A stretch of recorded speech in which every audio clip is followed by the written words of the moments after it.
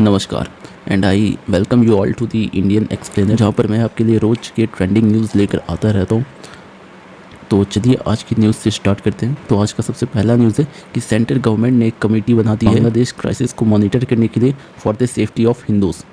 अब देखिए, ये बात आज के टाइम में पूरी दुनिया से छिपी नहीं है कि बांग्लादेश में हिंदुओं के साथ क्या हो रहा है, और इसी को देखते हुए हमारी सेंट्रल गवर्नमेंट ने एक कमेटी फॉर्म करी है after Mohammad Yunus as he took charge of the interim government in Bangladesh. यहाँ पर जैसा कि आप सबको पता है कि मोहम्मद यूनुस को बांग्लादेश का नया पीएम बनाया गया है।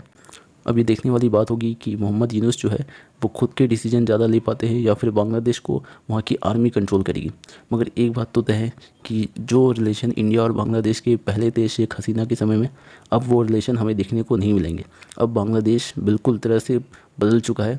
बांग्लादेश में जो पार्टी आई है वो बिल्कुल भी इंडिया को उतनी ज़्यादा पसंद नहीं करती जितना कि शेख हसीना की पार्टी करती थी। तो इस बात का हमें ध्यान रखना होगा। तो चलिए अब सेकेंड खबर की तरफ चलते हैं। तो हमारी सेकंड खबर है, Air India extends suspension of flights to Tel Aviv until further notice.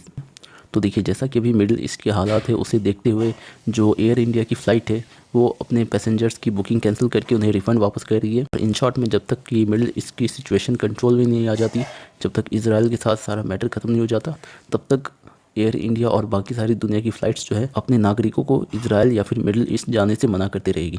क्योंकि हम सब जानते हैं कि इजराइल और जो बाकी अरब कंट्रीज़ हैं वो एक बारूद के ढेर पर बैठे हुए हैं। अब कभी भी उसमें विस्फोट हो सकता है, इसलिए अभी वहाँ पर जाना ठीक नहीं। तो चलिए अब हम लोग अपनी तीसरे खबर की तरफ चलते हैं।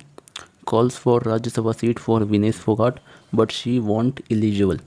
तो जो फॉर्मर चीफ मिनिस्टर रह चुके हैं हरियाणा के, जिनका नाम है भूपिंदर सिंह हुड्डा, उन्होंने ये सुझाव दिया था कि विनेश फोगाट को नॉमिनेट करना चाहिए राज्यसभा के लिए। मगर क्या वो एलिजिबल इसके लिए है या फिर नहीं, इसे लेकर के काफ़ी सवाल बना हुआ है। कांग्रेस ने भी डिमांड की थी कि राज्यसभा में विनेश फोगाट के लिए सीट रखी जाए, मगर विनेश फोगाट ने रेसलिंग से रिटायरमेंट लेने का प्लान बनाया है after Olympics disqualification.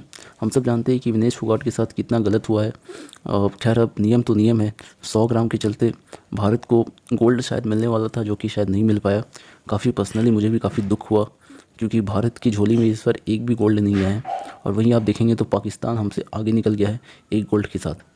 So I hope कि आने वाले ओलंपिक्स में इंडिया बहुत सारे गोल्ड्स लेकर के आए, और हमारे जो ओलंपिक्स के जो प्लेयर्स के खिलाड़ी हैं उन्हें पूरा सपोर्ट करे हमारी गवर्नमेंट।